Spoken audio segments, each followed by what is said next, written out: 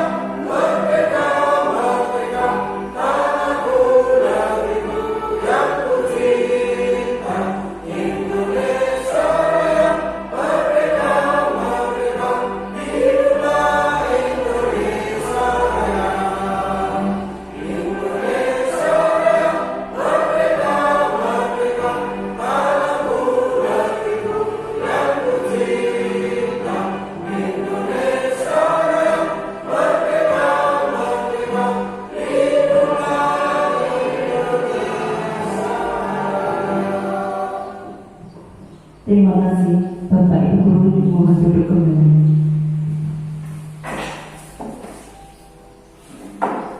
Menginjak acara selanjutnya yaitu sambutan dari Bapak Kepala Sekolah SDN 1 Sarimulyo. Pada beliau Bapak Arif Chandra Kusuma SPDSD, kami persilakan. Assalamualaikum warahmatullahi wabarakatuh. Selamat siang, salam sejahtera bagi kita semuanya. Kepada yang kami hormati Bapak Ibu Guru dan Bapak penjaga SDN 1 Sarimulyo, pertama-tama marilah kita panjatkan puji syukur kehadirat Allah Subhanahu wa Ta'ala karena pada siang hari ini kita masih diberikan nikmat sehat sehingga kita dapat berkumpul dalam acara diseminasi budaya positif oleh calon guru penggerak Angkatan 7 SDN 1 Sarimulyo, Kabupaten Blora.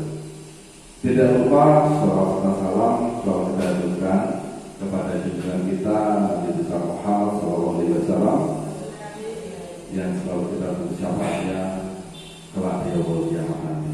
Amin Allahumma amin.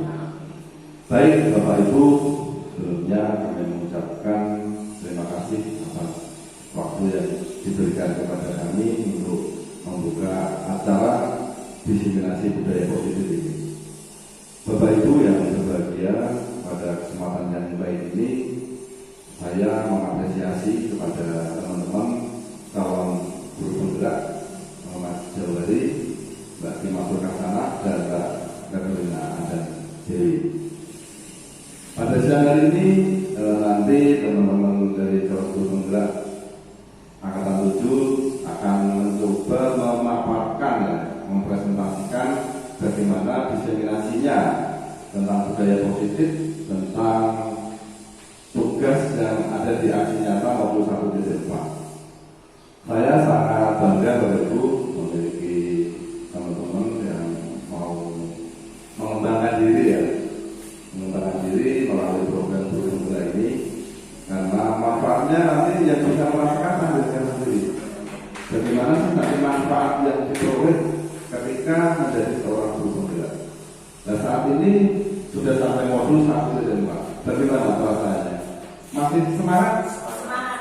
Senang ya? Alhamdulillah. Semoga apa yang menjadi cita-cita panjenengan ya dalam mengikuti program guru penggerak ini, yaitu tentunya pendidikan yang berpihak kepada murid. Itu yang paling utama. Semoga juga panjenengan bisa memotivasi teman-teman yang mungkin belum bergabung di program guru penggerak, bisa mengikuti, bisa melihat di bisa mengersani ini loh, program-programnya guru penggerak itu sebetulnya seperti apa ya. Seperti ini Bapak. Jadi kita belajar bersama ya, belajar bersama, mencoba mendiseminasi hasil dari pelatihan atau pendidikan program guru penggerak. Pada kesempatan yang baik ini juga merupakan pemanasan. Ini ajang pemanasan sebelum kita masuk ke program sekolah penggerak. Nah, nanti di program sekolah penggerak ya seperti ini ya. Jadi kita nanti ada kegiatan pelatihan dalam sekolah dengan narasumber teman-teman sendiri, bisa mengambil narasumber dari pengawas, bisa mengambil dari luar, bisa. Karena memang program sekolah penggerak itu tujuannya nanti untuk menggerakkan sekolah kita sendiri. Okay. Jadi program sekolah kita sendiri kita gerakkan. Perubahan sekecil apapun, mungkin dari nilai sikap, nilai karakter, kemudian nanti tentunya juga nilai pengetahuan. Selama ini mungkin kita juga masih masa transisi ya dari dampak pandemi COVID-19. Saya masih merasakan memang ya masa transisi, tapi kita sudah hampir 1 tahun, kita harus segera move on ya. Kita segera move on, kita syukuri tahun ini kita akan mendapatkan program sekolah penggerak ini nanti. Ini menjadi ladang pahala bagi kita nanti ya. Kita kan sebagai pendidik tentunya mempunyai tupoksi mengajar dan mendampingi, menuntun anak supaya anak tersebut menjadi generasi-generasi emas yang akan datang, bisa berguna pada nusa bangsa, agama, dan tentunya orang tua. Jadi Bapak Ibu, kita sudah seringkali mendengar tentang perubahan paradigma pendidikan. Tentunya teman-teman yang masih muda, harapan kami terus mengikuti apa saja saat ini yang menjadi program-program dari Kementerian Pendidikan, termasuk salah satunya program guru penggerak yang panjenengan ikuti. Saat ini sudah sampai modul 1.4, nanti terakhir itu sampai modul 3.3. Ulangi, 3.4. Iya. Setelah itu panen hasil belajar. Jadi panjang jalurnya, tapi sangat luar biasa. Ini kan kami sudah mempunyai pengalaman kemarin di Angkatan 5, dan alhamdulillah ini saya juga sangat terharu Bapak Ibu. Sangat terharunya apa? Ini saya menjadi teringat kembali tentang aksi nyata modul 1.4 yang kemarin sudah sempat saya laksanakan di Angkatan 5. Nah ini saat ini teman-teman di angkatan 5 itu sangat berharap bisa ada program ini lagi ya, bisa masuk lagi di angkatan 8 ini. Karena saat ini Bapak Ibu yang mungkin perlu dengan ketahui sebagai informasi lah, PGB angkatan 8 ini seangkatannya Bu Eva Rosalina ini sudah sampai di seleksi tahap 2 wawancara. Nanti setelah wawancara kemudian pengumuman, setelah pengumuman pendidikan seperti lanjutnya. Nah untuk pengajar prakteknya di angkatan 8 ini kurang Bapak Ibu, baru ada 5. Kemarin yang lulus itu 5 saja. Nah, sedangkan CGP-nya seangkatannya Bu Eva itu masih ada 165. Artinya harapan dari teman-teman pengajar praktek angkatan 5 pengen lanjut di angkatan 8. Tuh, isi kepengen Bapak Ibu. Padahal gawean kok kepengen itu. Ada apa sebetulnya? Nah ini mungkin panjenengan nanti bisa berbagi. Bisa berbagi. Enaknya apa jadi seorang guru penggerak? Manfaatnya apa? Jadi tidak hanya sekedar materi tentunya ya, tidak material saja, tapi juga lebih ke ilmu pengetahuan. Manfaatnya sangat luar biasa. Itu kemarin cerita dari teman-teman CGP angkatan 5 itu juga luar biasa waktu panen hasil belajar di Tepu ya, di Pemgas. Mereka bisa menunjukkan atau memamerkan hasil karyanya selama proses pendidikan yang panjang selama 6 bulan ini, termasuk hasil dari diseminasi budaya positif. Nah nanti monggo kami percaya kepada teman-teman, monggo kita ini. Kami percaya kepada teman-teman calon guru penggerak angkatan 7 khususnya Dirjen 1 Salimulyo ya, bisa panjenengan pulangkan ya, panjenengan diseminasikan kepada peserta pendidik. Ini yang paling utama Bapak Ibu. Ilmu panjenengan nanti diseminasikan. Karena apa? Seperti filosofi biasa dilantara bahwa pendidikan itu adalah menuntun, ya, menuntun anak menuju keselamatan dan kebahagiaan. Itu filosofi diajar di antara. Jadi anak sekarang itu berbeda dengan anak zaman dulu. Kalau zaman dulu kami yakin ya, Bapak Ibu guru yang sekarang sudah senior, zaman dia mulang itu bualah dulu nih, bualah biasa dulu, di pontong pakai penggaris ya, itu biasa zaman dulu. Tapi anak-anaknya tambah pintar gitu ya, mau manut katanya, nurut. Bocahnya nurut, teman-teman lebih rukun, sopan. Nah sekarang program paradigma Bapak Ibu memang betul ya, pendidikan itu kita mengikuti perkembangan zaman. Kalau zaman dulu anak didikan manut, tapi kalau zaman sekarang anak didikan orang tuanya yang turun tangan. Nah ini tolong Bapak Ibu kita benar-benar menjaga apa yang menjadi filosofi dari diajar di mana, bahwa pendidikan itu adalah menuntut. Kita tuntut saja, kita fasilitasi anak itu, karena anak itu sebetulnya itu bukanlah selembar kertas yang kosong. Mungkin kalau dulu ya, termasuk saya sendiri, saya kan juga merefleksikan diri saya sendiri. Sebagai guru, saya menganggap anak itu selembar kertas kosong, polos. Nanti tugas saya adalah mengisi kertas itu. Saya tulis itu, karena aku gurunya tak gawe piye nanti anak itu, abang june tak gawe piye. Kadang tak paksa, kowe kudu iso iki, kudu iso mari, kudu iso nyanyi, kudu iso matematika, kudu iso bahasa Indonesia. Terus pokoknya harus bisa semua.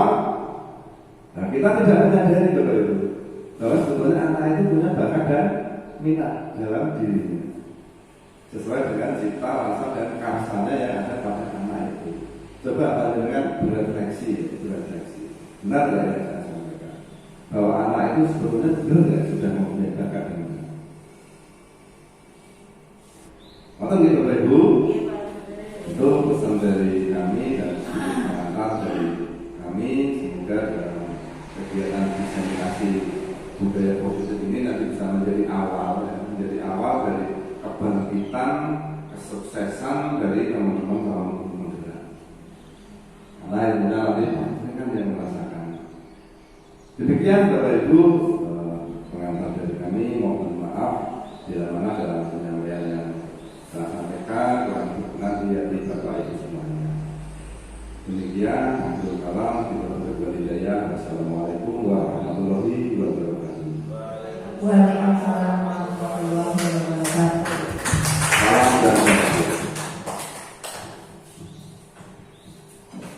Acara yang keempat yaitu penyampaian materi dari 3 CGP Angkatan 7 Modul 1.4 Aksi Nyata Diseminasi Budaya Positif. Untuk yang pertama yang menyampaikan dari CGP yang pertama Bapak Jauhari SPDSD. Kepada beliau kami persilakan. Baik, terima kasih atas kesempatan yang diberikan pada saya. Walaupun waktunya sudah siang, tapi Bapak Ibu masih semangat? Alhamdulillah harus semangat. Sebelumnya saya ucapkan Assalamualaikum warahmatullahi wabarakatuh. Waalaikumsalam warahmatullahi wabarakatuh. Salam bahagia. Jadi ya, guru bergerak, Indonesia maju. Itu prinsip kita. Baik, kami perkenalkan dari calon guru penggerak Angkatan 7 Kabupaten Blora dari SDN 1 Sarimulyo. Di sini kami bertiga, saya Jawari, terus Ibu Leterina Andan Dewi, Ibu Siti Hikmatul Hasanah. Ini adalah teman calon guru penggerak dalam satu sekolah CGP Angkatan 7 Kabupaten Blora. Dalam kesempatan yang berbahagia ini, saya bertiga akan berkolaborasi menyampaikan materi aksi nyata modul 1.4 diseminasi budaya positif. Baik, apa saja yang termasuk dalam budaya positif yang ada di modul ini? Yang pertama di sini saya akan menyampaikan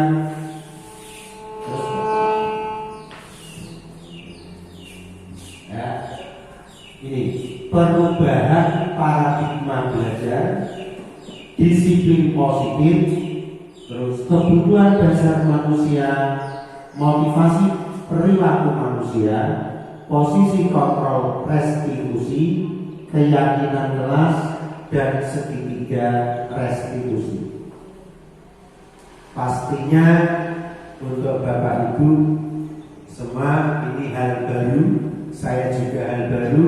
Saya berkewajiban untuk menyampaikan, sharing, berbagi ilmu kepada rekan-rekan kita, rekan-rekan saya yang ada dalam sekolah. Karena prinsipnya SDN 1 Sarimulyo kita semua tergerak, bergerak, menggerakkan. Itu, jadi kita siap untuk membantu demi pendidikan Indonesia yang lebih maju. Baik, dari budaya positif ini kita awali tujuan dari pendidikan itu sendiri menurut Ki Hajar Dewantoro. Ki Hajar Dewantoro menjelaskan bahwa tujuan pendidikan yaitu menuntut segala kodrat yang ada pada anak-anak agar mereka dapat mencapai keselamatan dan kebahagiaan yang setinggi-tingginya, baik sebagai manusia maupun sebagai anggota masyarakat.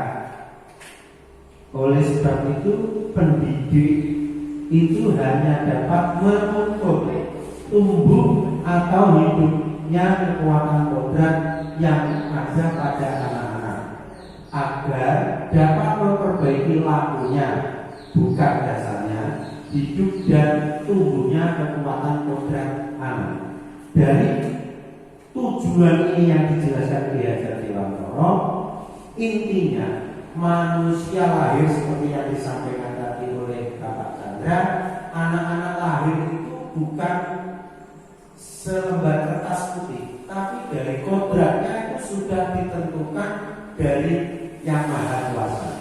Jadi kita sebagai manusia percaya, dan kita sebagai apalagi orang beriman Islam, kita percaya semenjak kita masih dalam kandungan sudah diberikan ya hidup mati rezeki kodratnya. Jadi ada kodrat yang dibawa sejak lahir, ya, jadi kodrat alam dan kodrat zaman keadaan. Baik, maka kita sebagai pendidik menurut Ki Hajar Dewantara di sini hanya menuntut. Jadi tidak mengarahkan, menuntut ini sesuai yang sudah bakat yang dimiliki sejak lahir. Kita tinggal menuntut. Menuntut itu biasanya dari mana Bapak Ibu? Dari belakang. Menuntut dari belakang. Ya, tapi jangan dijorok, nah, didorong nanti kejelungguh. Berarti artinya menuntut kita itu benar dari belakang, ditunjukkan arah yang lebih. Ya, ini seperti ini. Dia sudah tahu jalannya, cuma ada yang lebih baik. Jadi guru itu hanya menuntut, tidak bisa merubah kodrat dasarnya dia. Ya, kodrat dasarnya dia seperti apa. Jadi inilah kekuatan kodrat anak yang perlu kita tumbuh kembangkan. Jadi seperti itu. Untuk selanjutnya KHD itu mengibaratkan murid. Ya, peran pendidik itu seperti seorang petani. Jadi kita itu diibaratkan seperti petani atau tukang kebun.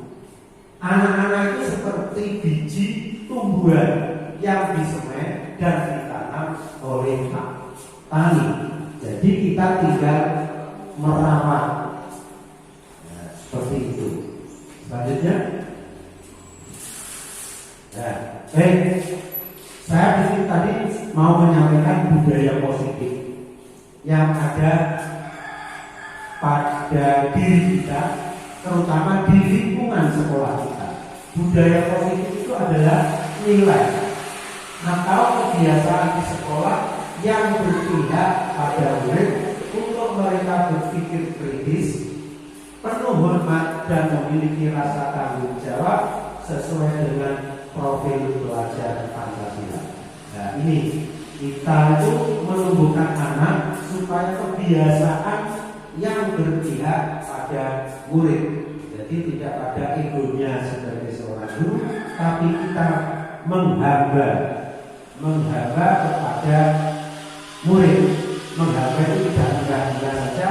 Kita anut kemauannya dia seperti apa, kita tunduk. Selanjutnya, ya, selanjutnya. Di sini yang materi pertama saya menyampaikan pembelajaran dengan paradigma baru. Pembelajaran paradigma baru dirancang berdasarkan prinsip pembelajaran yang terdiferensiasi sehingga setiap siswa belajar sesuai dengan kebutuhan dari tahap perkembangan untuk mewujudkan profil belajar Pancasila. Ini ada kata-kata terdiferensiasi. Nah, Bapak Ibu, ya, di sini dalam arti kita membimbing pembelajaran itu sesuai dengan kemampuan anak, berpihak kepada anak. Jadi tidak ada diskriminasi. Jadi terjaga rasa keadilan. Anak menjadi nyaman. Kalau sudah nyaman, anak akan senang di lingkungan sekolah. Aman. Baik, selanjutnya ini saya berikan sebuah Bapak Ibu guru hebat, Anda diibaratkan sebagai seorang petani, ini menurut petani yang memiliki peranan penting untuk menjadikan tanamannya subur, tumbuh subur. Pasti petani kepengennya kan seperti itu. Kita diibaratkan petani, murid kita sebagai benih. Kalau sudah menjadi tanaman, kita rawat supaya menjadi tumbuh subur. Anda akan memastikan bahwa tanah, tempat tumbuhnya tanaman adalah tanah yang cocok untuk ditanami. Jadi tanah ini mana? Tanah ini adalah sekolah kita. Jadi benih yang baik kalau ditanam di tempat yang baik pasti hasilnya baik. Benih yang kurang baik ditanam di tempat baik, kalau dirawat dengan baik bisa menjadi baik. Bisa, kemungkinan bisa. Kalau anak yang benih yang kurang bagus ditanam di tempat yang gersang, kurang perawatan, pastinya akan kurang bagus. Jadi anak itu akan menjadi kurang bagus. Baik, ini menurut Ki Hajar Dewantara kita diibaratkan seperti itu, petani atau tukang kebun, tukang merawat kita itu. Merawat, kalau dia tanaman, kita merawat murid yang penuh dengan bakat. Baik, selanjutnya baik. Kita ambil contoh perbandingannya dengan hidup tumbuh-tumbuhan. Seorang petani dalam hakikatnya sama kewajibannya dengan seorang pendidik. Ya, tadi menanam padi misalnya hanya dapat menuntun tumbuhnya padi. Jadi kita sama saja menuntun anak itu, kita tuntun. Tidak boleh menurut pandangan jenengan, persepsi jenengan. Kudu ini, nggak boleh. Anak sudah punya bakat sendiri. Kalau seandainya belum bisa, kita untuk menuntun. Jadi seperti itu, tidak boleh sesuai dengan pandangan kita sendiri, kemauan kita sendiri. Tadi seperti yang disampaikan bahwa anak itu sudah punya bakat tersendiri. Kita tinggal mengukur. Ia dapat memperbaiki kondisi tanah. Nah, kita itu bisa memperbaiki sekolah kita ini. Sekolah mungkin biasa-biasa saja. Karena dengan kita itu guru saja, kita tahu program-programnya, kok cara memelihara tanaman, kok cara mengolah tanah, menurun anak seperti ini. Jadi ladang yang baik, penuh dengan kegiatan-kegiatan dirawat, maka sekolah kita pun akan menjadi lahan yang subur, akan menjadi menghasilkan murid yang berkarakter, kreatif, cerdas, bernalar kritis seperti itu. Paling tidak. Selanjutnya contoh pemeliharaan tanaman padi, memberi pupuk dan air, membasmi ulat-ulat atau jamur-jamur yang mengganggu hidup tanaman padi dan lain sebagainya. Ini tugas kita. Jadi diibaratkan seperti itu. Membasmi ulat-ulat. Kalau ulat itu kan merugikan, jamur juga merugikan. Jadi apa yang merugikan anak mungkin sikap, ya kan? Sikap dia itu bisa untuk kita bimbing, kita tuntun sesuai dengan kita yaitu profil pelajar Pancasila. Selanjutnya, nih, nah, untuk selanjutnya, kalau tadi paradigma disiplin positif. Sudah disiplin tapi yang positif. Kita bicarakan yang positif Bapak Ibu. Jadi dalam budaya kita, makna kata disiplin menjadi sesuatu yang dilakukan seseorang pada orang lain untuk mendapatkan kepatuhan. Kita cenderung menghubungkan kata disiplin dengan ketidaknyamanan. Jadi disiplin ini artinya biasanya kita itu mendapatkan kepatuhan. Cenderung menghubungkan kata disiplin dengan ketidaknyamanan. Nah, ini kaitannya dengan sebagai pendidik. Tujuan kita adalah menciptakan anak-anak yang memiliki disiplin diri sehingga mereka bisa berperilaku dengan mengacu pada nilai-nilai kebajikan universal dan memiliki motivasi intrinsik bukan ekstrinsik. In dalam X dari pengaruh luar. Disiplin positif merupakan salah satu cara penerapan disiplin yang bertujuan untuk menumbuhkan kesadaran serta memberdayakan anak untuk melakukan sesuatu tanpa sokongan, ancaman maupun hukuman.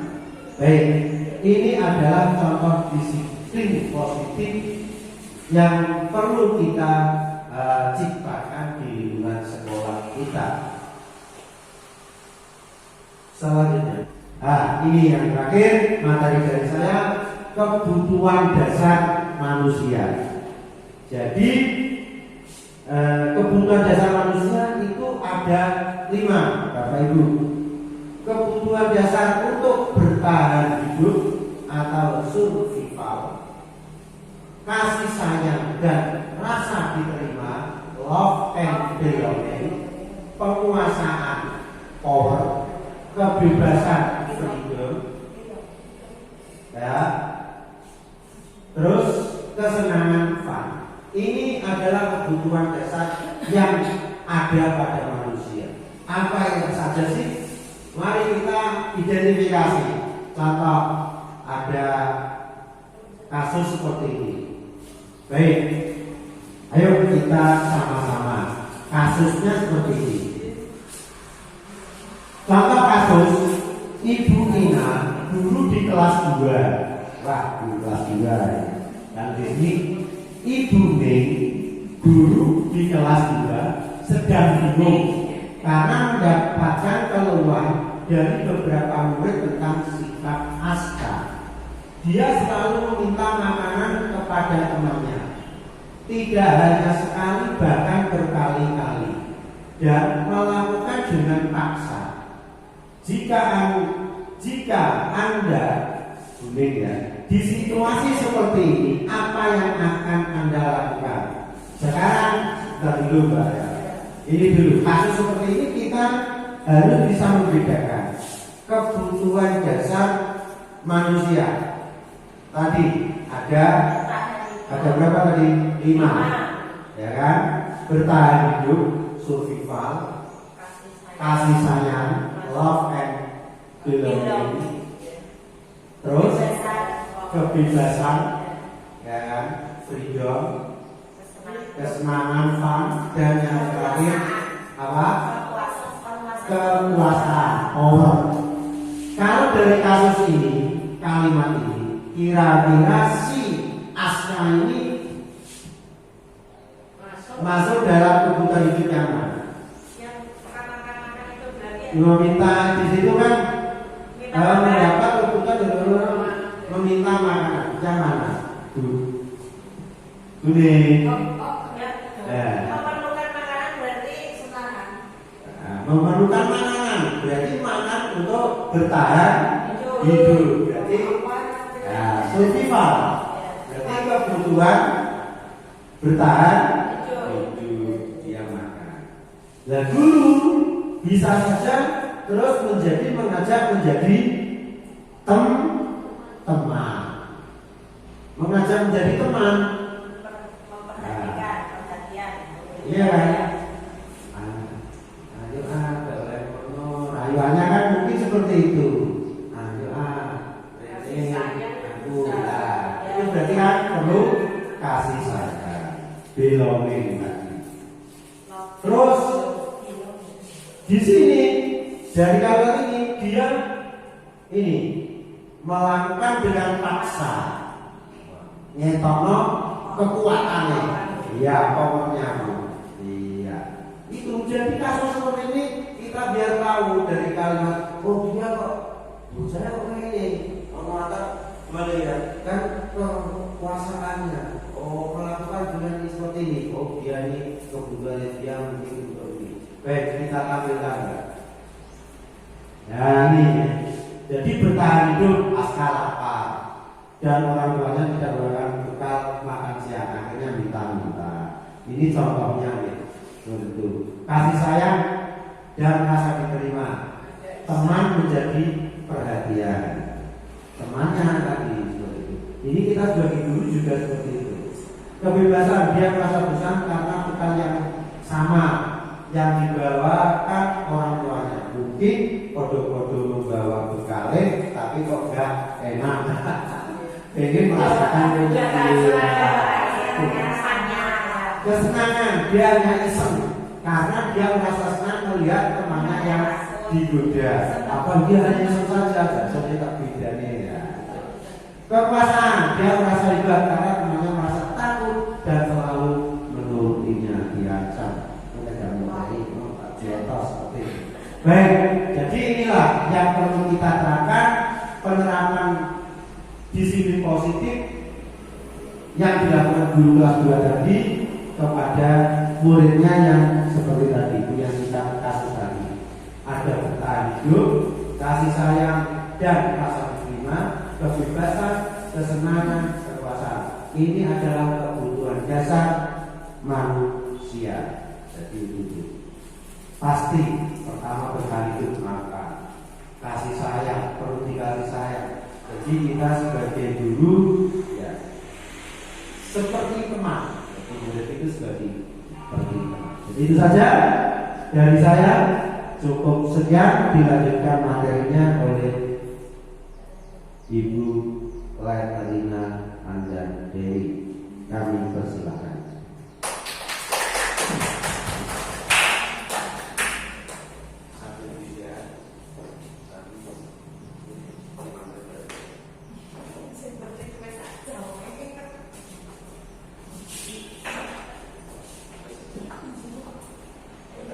Terima kasih waktu dan waktu.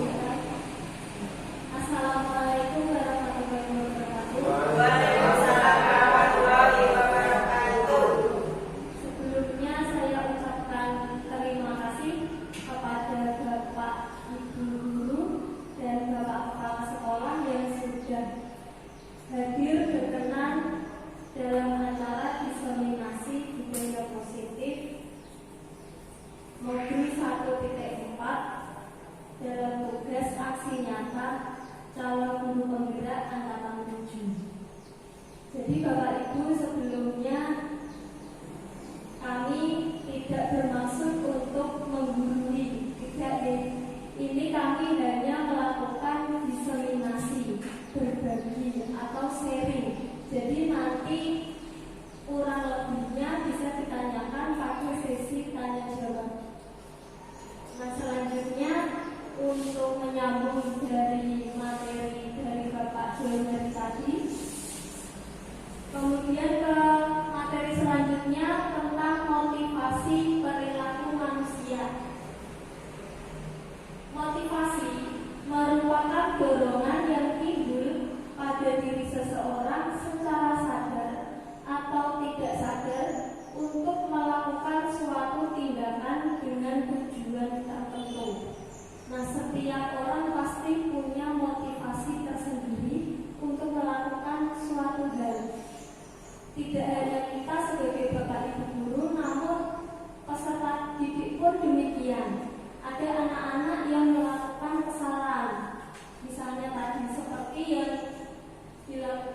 yang dijelaskan oleh Bapak Joner tadi. Misalnya ada anak yang membuat kesalahan, tapi dia mempunyai motivasi tersendiri. Di sini motivasi ini ada 3 unsur. Yang pertama, menghindari ketidaknyamanan dan hukuman.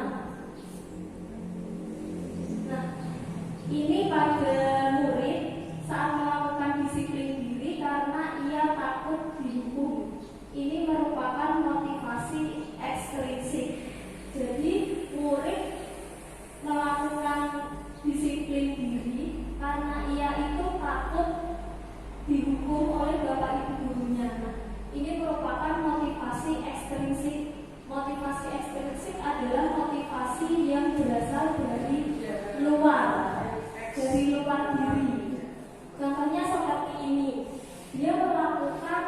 disiplin positif, tetapi dia karena takut hukuman, takut dihukum. Kemudian ada lagi mendapatkan imbalan atau penghargaan dari orang lain.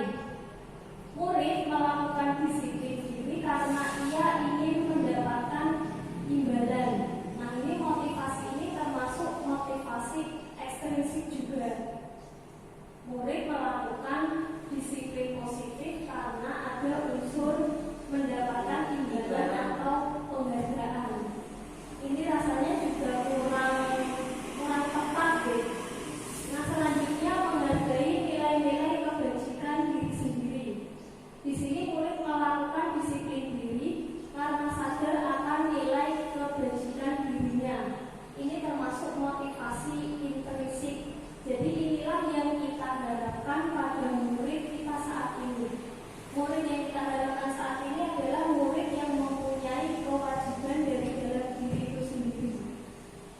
Motivasi ini tumbuh dari dalam diri anak itu sendiri. Selanjutnya, Pak.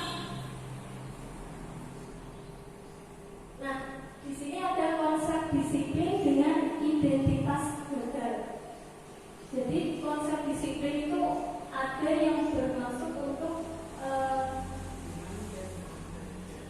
identitas gagal dan identitas sukses. Yang pertama yang kita bahas adalah identitas gagal terlebih dahulu. Nah, di sini pada identitas gagal ini ada hukuman dan penghargaan. Misalnya anak melakukan suatu kesalahan atau pelanggaran dalam upacara bendera, anak tidak memakai atribut lengkap, tidak memakai topi, tidak memakai dasi, kaos kakinya berwarna hitam. Nah, apabila kita melakukan konsep disiplin dengan menerapkan hukuman, itu akan menyebabkan anak menjadi tidak nyaman, kemudian menyakitkan. Ada lagi murid merasa takut karena kita sudah memaksa pola itu. Jadi kalau anak melakukan pelanggaran seperti itu tadi, tidak mematuhi atribut pada saat upacara bendera, nah misalnya kita menghukum dengan mencubit. Mencubit membuat anak merasa sakit, membuat anak merasa takut. Itu tadi siapa tadi kok malah mencubit, hanya karena anak tersebut tidak memakai topi atau tidak memakai besi. Kemudian akibatnya juga murid menjadi rendah diri dan murid menjadi menyembunyikan kesalahan. Ini yang menyebabkan anak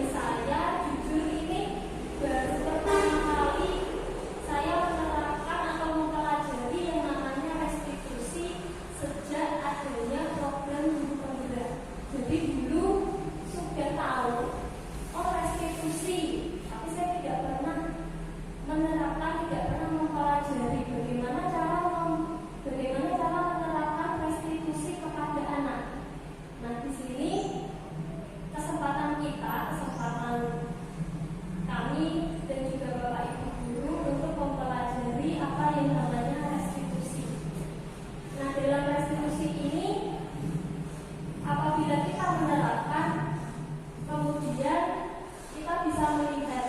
Hasilnya yaitu murid bertanggung jawab untuk perilakunya. Fokus pada pemecahan masalah jangka panjang. Murid menghormati dirinya dan orang lain. Kemudian teori kontrol, yaitu dirinya memegang kontrol. Dan murid bersemangat memperbaiki kesalahan. Jadi restitusi ini fokusnya pada tanggung jawab anak itu sendiri, seperti pada motivasi intrinsik tadi. Jadi dari restitusi ini yang kita harapkan adalah adanya tanggung jawab pada anak itu. Lanjut. Nah, selanjutnya ada konsep disiplin pendekatan restitusi. Restitusi merupakan sebuah cara menanamkan disiplin positif pada murid. Pengertian restitusi adalah proses menciptakan kondisi bagi murid untuk memperbaiki kesalahan mereka, sehingga mereka bisa kembali pada kelompok mereka dengan karakter yang lebih kuat. Jadi inilah yang kita harapkan Bapak Ibu. Kemudian untuk ciri-ciri restitusi, yang pertama bukan menebus kesalahan, namun belajar dari kesalahan. Yang kedua, memperbaiki hubungan. Ketiga, tawaran bukan paksaan. Jadi misalnya ada anak yang melakukan suatu kesalahan, misalnya tidak mengerjakan PR. Nah, itu adalah sebuah kesalahan, anak tidak mengerjakan PR. Sebelum menerapkan restitusi, biasanya sudah dibentuk kesepakatan kelas. Nah, kesepakatan kelas karena sudah disepakati bersama, jadilah sebuah keyakinan kelas.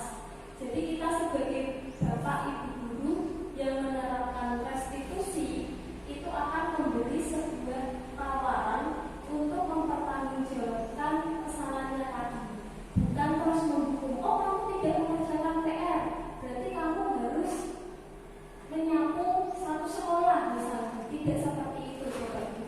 Jadi pada saat penerapan restitusi kita hanya menawarkan bagaimana cara mempertanggungjawabkan kesalahanmu, bagaimana cara mempertanggungjawabkan atas kesalahan pada saat kamu tidak mengerjakan PR.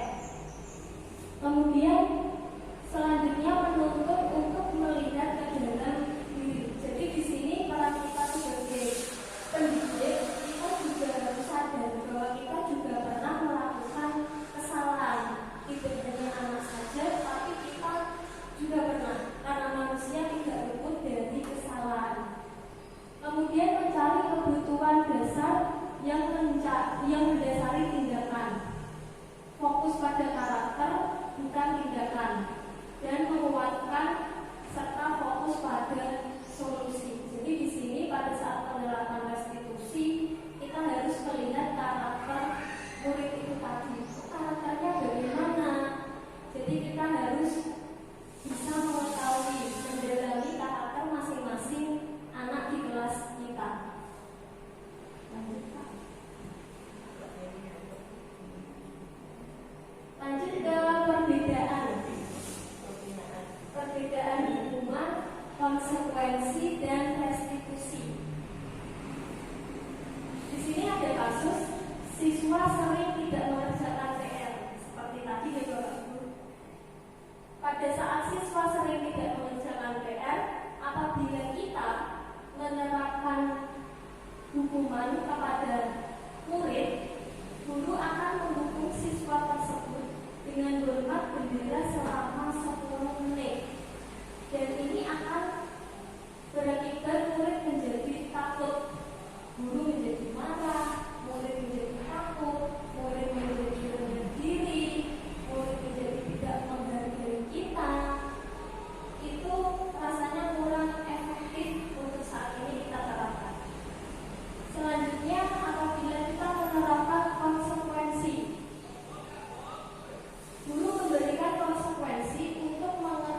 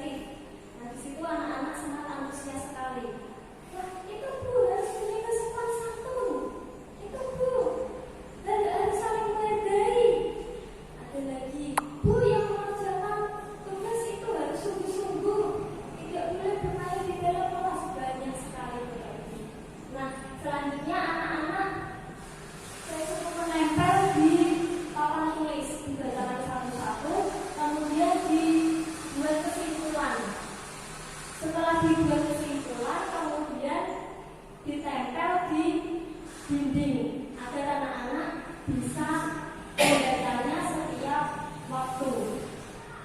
Lanjut Pak. Nah, ini keyakinan kelas yang sudah disepakati oleh anak-anak kelas 4 yang saya buat minggu lalu Bapak Ibu. Keyakinan kelas di sini juga saya susun dan saya simpulkan menjadi 6 poin. Di antaranya disiplin waktu, saling menjaga kebersihan dan keindahan, saling membantu dan bekerja sama, saling menghargai sesama, mengerjakan tugas dengan sungguh-sungguh dan menjaga sopan santun. Jadi yang membuat ini adalah anak-anak sendiri. Jadi anak-anak senang sekali karena bukan saya yang membuat, bukan gurunya, tapi dari anak-anak itu sendiri. Dan apabila ada salah satu atau salah dua atau beberapa anak yang tidak menjalankan ini atau melanggar keyakinan kelas ini, anak-anak antusias sekali. Jadi waktu itu ada 2 anak yang tidak mengerjakan tugas, 2 anak, si A dan si B. Kemudian dia sadar kalau dia tidak mengerjakan tugas yang diberikan. Nah, yang lain juga begitu. Ini tidak mengerjakan tugas, ini harus ada hukuman. Hukuman itu tidak diperbolehkan di Bapak Ibu untuk sekarang. Dan saya juga tidak menerapkan hukuman kepada anak. Jadi di situ saya tanyakan kenapa tidak mengerjakan tugas. Dan anak itu menjawab. Setelah itu saya tanyakan lagi apa keyakinan kelas kita. Sebutkan juga itu Bu harus mengerjakan tugas. Tugasnya harus dikerjakan juga dengan sungguh-sungguh. Terus tanggung jawabmu apa? Itu Bu, nanti saya sebelum pulang sekolah saya mau membersihkan ruang kelas ini. Nah, dengan kesadaran sendiri anak itu mengucapkan seperti itu. Saya tidak terus kamu harus membersihkan, kamu harus ini, tidak. Jadi dia memang punya kesadaran sendiri karena adanya keyakinan kelas yang sudah disusun bersama. Lanjut Pak. Selanjutnya bagaimana pembentukan keyakinan kelas? Nah, di sini harus lebih abstrak dari peraturan. Kemudian berupa pernyataan universal secara umum gitu Bapak Ibu. Jadi harus mudah dimengerti. Dibuat dalam bentuk positif. Sedikit saja agar mudah diingat. Jadi hanya ada beberapa poin saja agar anak-anak lebih bisa mengingat dan menerapkan. Kemudian sesuai dengan kondisi kelas dan sekolah agar mudah diterapkan. Dan semua warga kelas atau sekolah dilibatkan saat membuat. Jadi pada waktu itu saya membuat hanya melibatkan anak-anak dalam satu kelas, belum melibatkan Bapak Ibu guru juga, kemudian warga satu sekolah. Dan saya hanya mencoba dari kelas saya sendiri. Nanti bisa diterapkan ke kelas-kelas Bapak Ibu guru yang lain gitu. Lanjut sambung. Ya, sambung. Ya Bapak. Saya akan bagian yang belakang, jadi agar tidak ngantuk, monggo kita refleksi sebentar. Oke? Kita nyanyikan lagu Tik-Tik Bunyi Hujan dengan gerakan seperti tadi, oke? Gerakan lagi yuk. Dengan semangat nyanyinya Bu. Yuk. Tik tik tik bunyi hujan di atas genting balik. Airnya turun tidak terkira balik. Coba tak tengok janda nanti pohon dan kebun basah semua. Untuk melanjutkan, tadi sudah dijelaskan dari Bu Letter yang namanya hukuman. Apa tadi Bu? Hukuman, konsekuensi, dan restitusi. Di sini saya akan mencoba menyampaikan tentang 5 posisi kontrol restitusi. Iya. Ini di 5 posisi kontrol restitusi. Yang pertama itu guru sebagai penghukum, ya, penghukum. Terus yang kedua sebagai pembuat rasa bersalah. Dan ketiga, sebagai teman, dan guru yang keempat sebagai pemantau, dan yang kelima guru sebagai manajer. Oke, dilanjut Pak Heri. Ya, sebagai penghukum untuk yang pertama, Bapak Ibu, seorang penghukum itu bisa menggunakan hukuman fisik maupun verbal. Orang-orang yang menjalankan posisi penghukum senantiasa mengatakan bahwa sekolah memerlukan sistem atau alat yang dapat lebih menekan murid-murid lebih dalam lagi. Nah, tadi sudah dijelaskan, kalau di sekolah itu tidak ada yang hukuman itu kurang baik. Ya, kurang baik. Kemungkinan nanti murid itu menjadi marah karena hukuman tadi dan mendendam atau bersifat agresif. Bisa jadi sesudah kembali duduk setelah dihukum itu tadi, murid tersebut akan mencoret-coret bukunya, punya rasa dendam gitu ya. Terus lebih buruk lagi, sepulang sekolah, kalau gurunya punya motor atau mobil, bisa-bisa murid itu tadi dendam, digores-gores bisa. Aku dia mau bagi dihukum Pak Heri, pas mobilnya tak korek-korek, mesti dengan penghukum itu mesti ada rasa dendam. Jadi menghukum anak itu nanti ada dengan cara tersendirinya, ada yang namanya restitusi. Dilanjut Pak. Ya, guru-guru yang menerapkan posisi penghukum akan pasti berkata seperti ini. Pasti ada tanda seru ya, Bu, namanya menghukum. Patuhi aturan saya. Awas kalau tidak. Kamu selalu saja salah, selalu yang terakhir selesai. Guru seperti ini senantiasa percaya hanya ada satu cara agar pembelajaran bisa berhasil, yaitu cara dia menghukum. Penghukum biasanya itu suara nadanya tinggi, ya. Pasti tanpa tidak sengaja. Seperti setiap hari kita pasti pernah seperti itu. Ya Bapak Ibu. Ya, saya tuh sendiri yang pernah melakukan itu. Saya sedikit demi sedikit. Kita nanti kalau sudah tahu yang namanya hukuman, konsekuensi, restitusi, pasti ada perubahan dalam diri kita waktu mengajar, mendidik anak. Ya, penghukum itu biasanya ada suara tinggi, bahasa tubuhnya ada yang melotot, terus diding-diding ya. Kamu itu sudah berkali-kali pasti kok terlambat terus, biasanya seperti itu. Nah, ini seperti contoh, terlambat lagi, pasti terlambat lagi, selalu datang terlambat. Kapan bisa datang tepat waktu? Nah, itu pasti kita coba ya, kita tanyakan pada diri kita. Monggo, bagaimana perasaan murid bila guru berbicara seperti itu pada saat muridnya datang terlambat?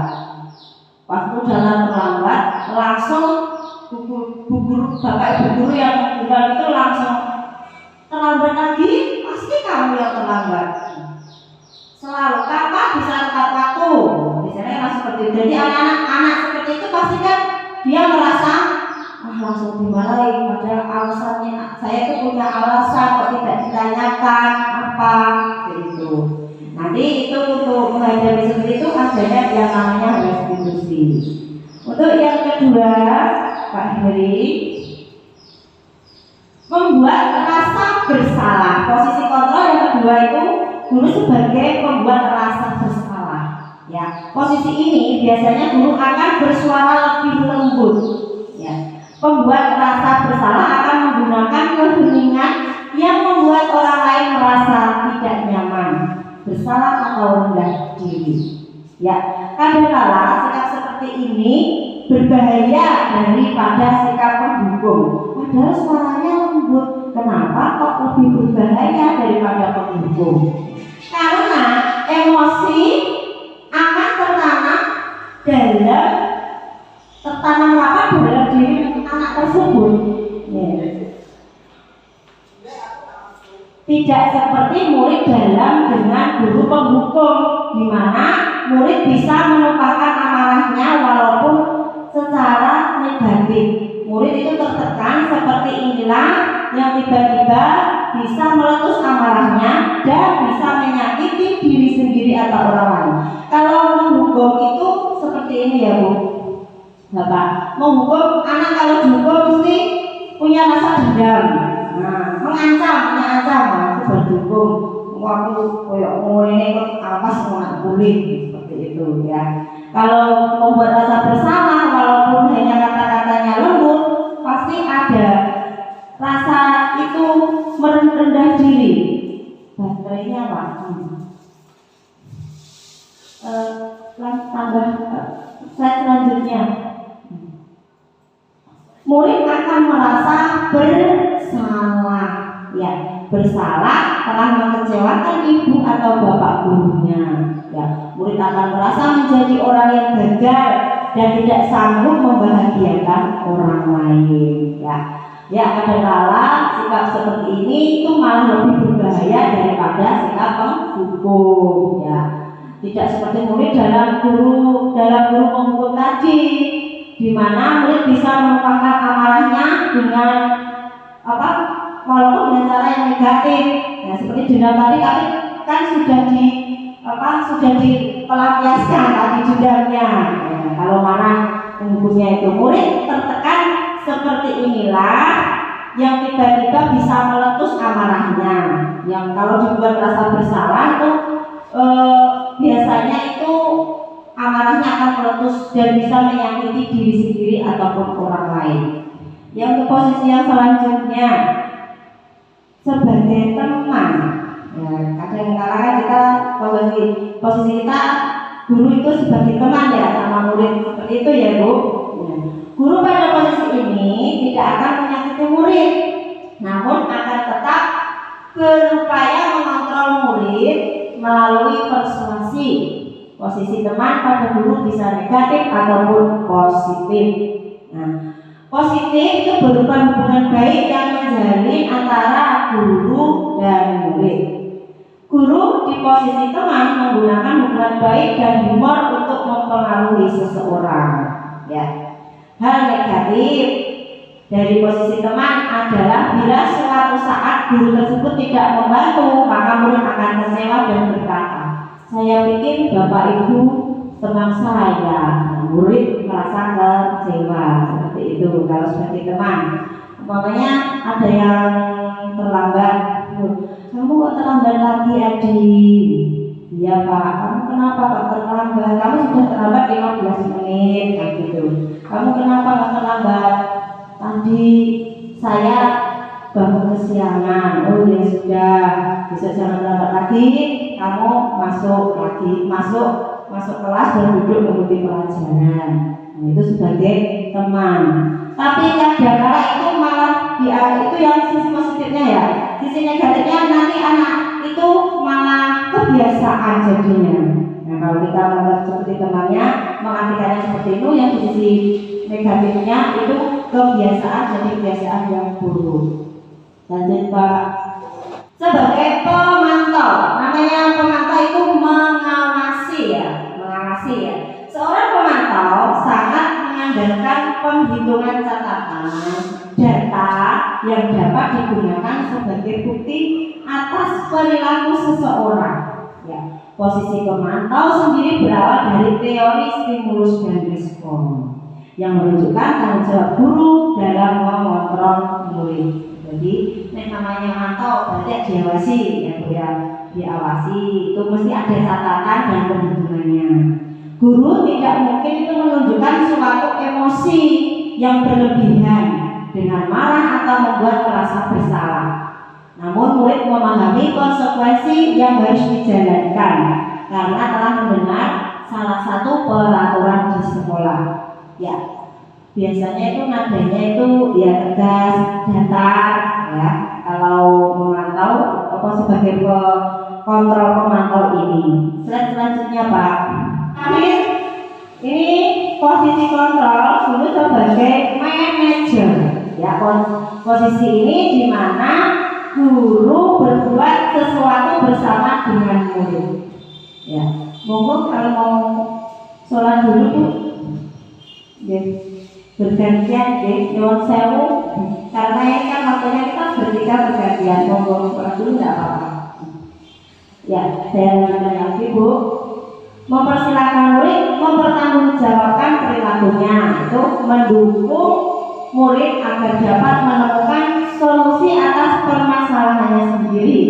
Seseorang manajer akan berkata apa yang kita yakini.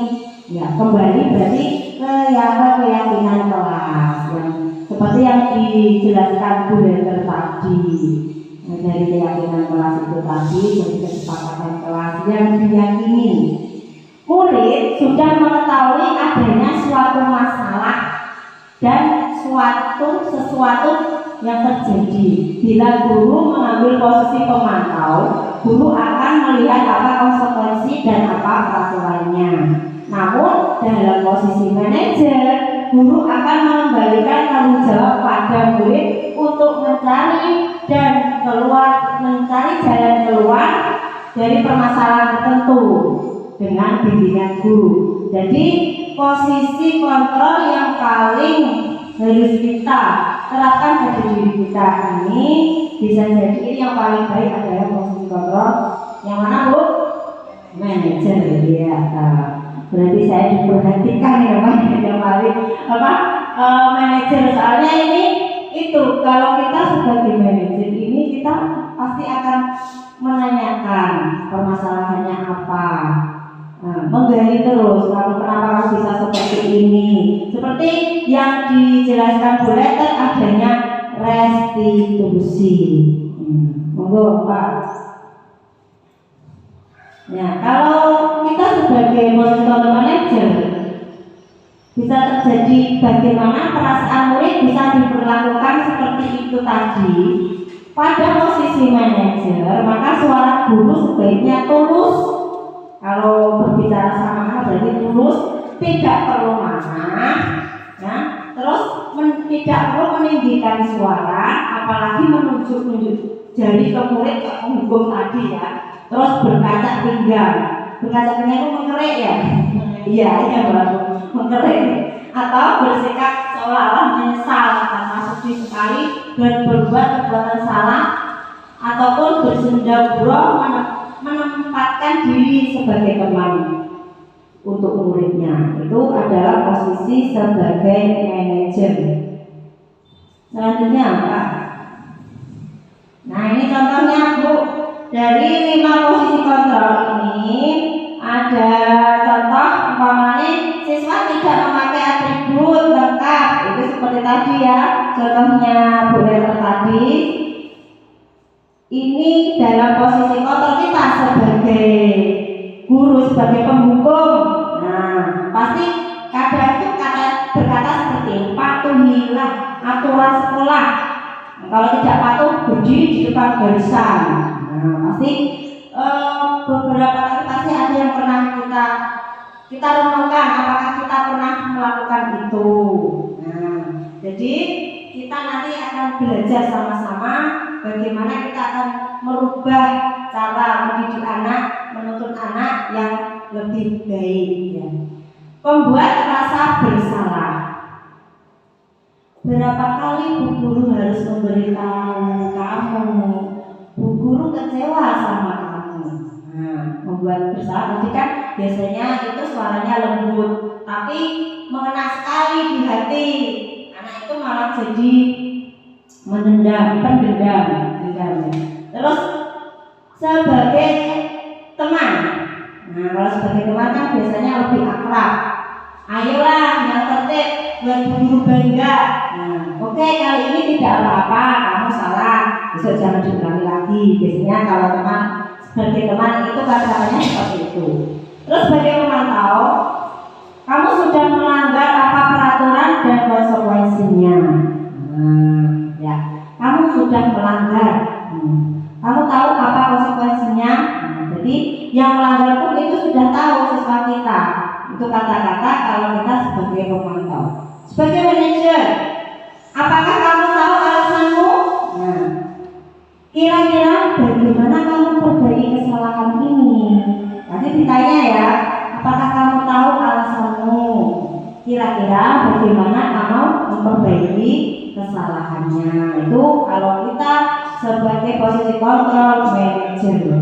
Nah, jadi di sini saya menyampaikan fungsi yang cara menerapkan 5 posisi kontrol. Yang pertama sebagai penghukum, pembuat rasa bersalah, sebagai teman, terus sebagai pemantau, dan terakhir sebagai manajer. Dan saya tanya Bapak Ibu, menurut Bapak Ibu 5 posisi kontrol itu yang paling panjenengan bisa mengena di hati jenengan itu yang paling cocok yang mana ya? Sebagai penghukum atau membuat rasa bersalah, teman atau pemantau, dan manajer? Iya, sebagai manajer ya. Karena apa Ibu? Kita bisa menghargai anak tersebut, menghargai anak tersebut alasannya itu apa, kenapa membuat salah. Ya kita tanya dari permasalahanmu, kenapa kamu kok berbuat salah seperti ini. Nah, apakah nanti kamu bisa memperbaikinya? Kamu harus bagaimana nanti yang anak itu bisa melatih mandiri dan bertanggung jawab atas kesalahannya tadi. Untuk yang selanjutnya kita akan Pak Heri dilanjutkan, kita akan ke restitusi. Apa contoh dulu? Oke. Tambahin contoh yang kasus yang kedua saja Pak. Ini tadi sudah Pak. Yang kedua ya. Mohon ya. Ibu Dani sedang menjelaskan pelajaran bahasa Inggris di papan tulis. Ini contoh suatu kejadian ya di sekolah. Namun beliau memperhatikan bahwa Fajar malah tidur-tiduran dan tanpa acuh pada pelajarannya. Fajar, coba jawab pertanyaan nomor 3. Nah, terus maju ke depan dan kerjakan di papan tulis. Fajar pun tampak malas-malasan maju mengarep, dan sesampai di depan papan tulis pun Fajar hanya diam terpaku sambil membuka buku bahasa Inggrisnya dan memainkan spidol di tangannya. Nah, gini-gini terus. Aku nggak bisa, dia itu tidak paham apa yang disampaikan bu guru. Jadi malas-malasan, tidur-tiduran. Akhirnya disuruh ke depan, Fajar tidak bisa. Terus guru Bu Dani itu berkata seperti ini, ayo Fajar, makanya jangan tidur-tiduran terus ya. Lain kali perhatikan. Sudah, sana duduk kembali. Kira-kira siapa yang bisa? Itu menawarkan pada yang lain. Setelah itu Fajar pun kembali duduk di bangkunya. Hal seperti ini sudah sering kali terjadi pada Fajar. Seperti tidak memperhatikan acuh tak acuh, dan nilai-nilainya pun tidak terlalu baik untuk pelajaran bahasa Inggris. Pada saat ditegur oleh Ibu Dani, Fajar hanya menjawab tidak tahu Bu. Angger ditakoi itu tidak tahu Bu, tidak tahu Bu. Ibu Dani pun menjawab lirih. Nah, gimana kamu Fajar? Kamu tidak kasihan sama ibu ya?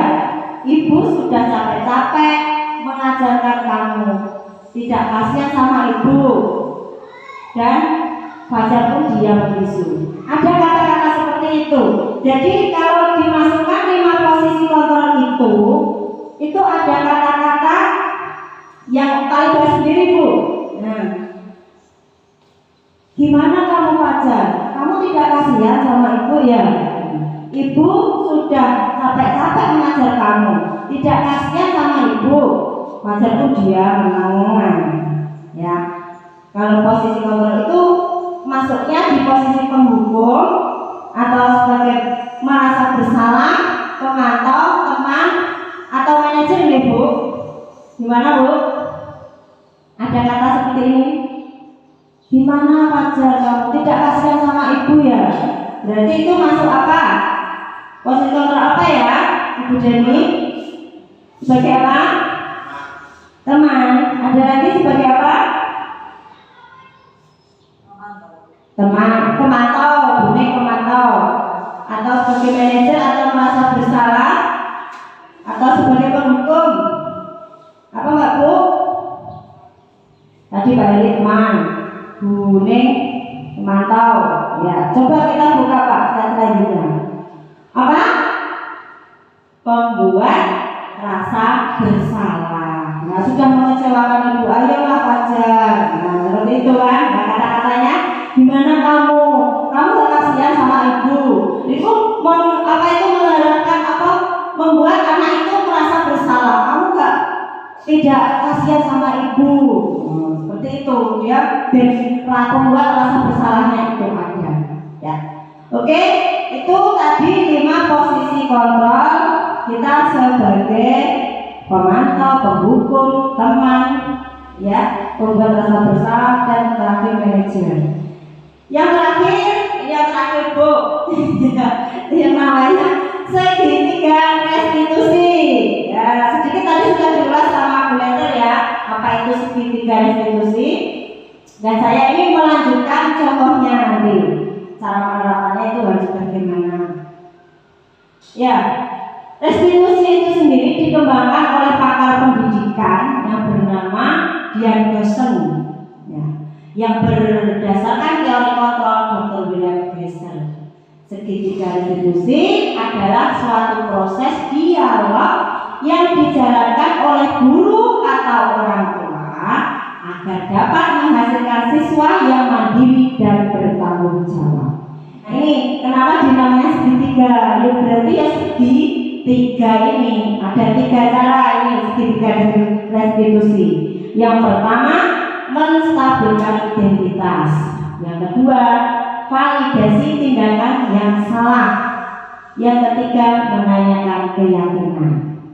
Coba Pak, dilanjutkan Pak, bisa ketemu nanti. Menstabilkan identitas, yaitu mengubah identitas anaknya dari orang yang gagal karena melakukan kesalahan orang yang sukses. Ya, kita harus meyakinkan si anak dengan cara mengatakan kalimat-kalimat seperti ini. Berbuat salah itu tidak apa-apa. Kamu ditanyakan dulu, kenapa? Kalau saya salah karena saya terlambat dulu. Nah, tapi kita meyakinkan pada anak tersebut, menstabilkannya itu ya, berbuat salah tidak apa-apa. Tidak ada manusia yang sempurna. Saya juga pernah melakukan kesalahan seperti itu, bisa pakai kata-kata seperti itu. Kita bisa menyelesaikan ini, jadi permasalahannya nanti bisa diselesaikan bersama-sama mencari solusi. Bapak atau ibu tidak tertarik mencari siapa yang salah, jadi tidak menghakimi siapa yang salah, tidak, tapi mencari solusi. Nah, kamu berhak merasa seperti itu. Apakah kamu sedang menjadi teman yang baik buat dirimu sendiri? Nah, dalam menstabilkan identitas nanti waktu menanya sama anak itu bisa kata-kata seperti ini, biar anak itu tidak merasa takut, tidak merasa down. Nah, dan selanjutnya yang kedua, validasi tindakan yang salah. Ya, semua perilaku itu pasti memiliki alasan, ya. Kenapa kamu kok terlambat? Nah, kita mencari apa alasannya. Itu memvalidasi tindakan yang salah. Kita mungkin tidak suka ya setiap orang anak terus-menerus merengek, tapi bila sikap itu mendapat perhatian kita, maka itu telah memenuhi kebutuhan anak tersebut. Nah, kalimat-kalimat di bawah ini ya mungkin terdengar asing buat guru, namun bila dikatakan dengan nada tanpa menghakimi akan memvalidasi kebutuhan mereka. Kata-katanya bisa seperti ini. Kamu pasti punya alasan kenapa kamu bisa melakukan itu. Banyak ada kasus yang terlambat tadi alasanmu opo.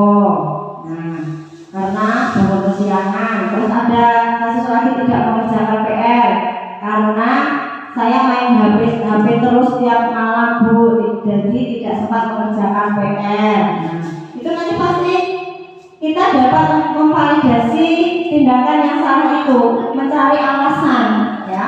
Yang ketiga Pak, ya, yang ini ya, menanyakan keyakinan.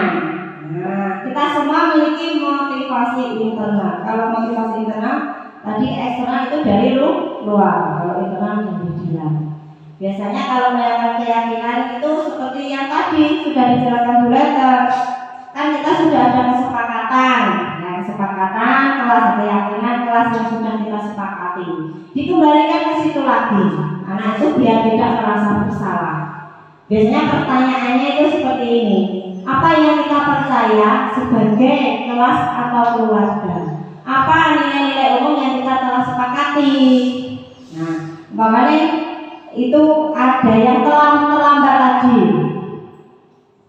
Ini saya ambil contoh siswa, iya, siswa itu ada yang makan waktu diajar gurunya, belajar di dalam kelas itu ada yang makan. Pernah itu menemukan seperti itu Bapak Ibu? Pernah, ya kan? Pernah. Dari peristiwa itu kita bisa menanyakan dulu, tidak langsung ditegur. Itu pelajaran kok mana nih? Makan terus, itu perhatikan dulu. Tidak harus seperti itu.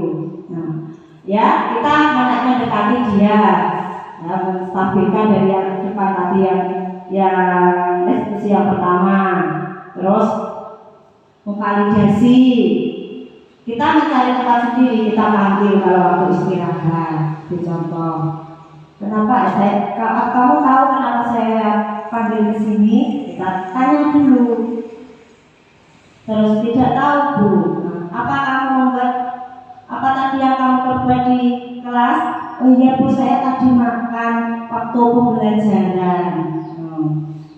Terus bagaimana? Ya Bu, saya merasa itu melakukan kesalahan. Nah, dia itu sudah tahu kalau dirinya itu salah. Seperti itu. Kenapa? Terus kita cari alasan. Kenapa waktu diajar dulu tadi kamu kok makan? Nah, dia kan memberi alasan. Saya tadi tidak sempat sarapan Bu. Jadi saya lapar. Nah, gitu. Terus kita cari lagi. Kenapa kamu kok tidak sempat sarapan? Karena tadi waktu habis mandi saya malah main HP. Nah, bisa seperti itu, main HP. Jadi waktu sudah menunjukkan jam 7 kurang sedikit, jadi saya cepat-cepat berangkat. Nah, kita harus terus mencari alasan tersebut. Kita menstabilkan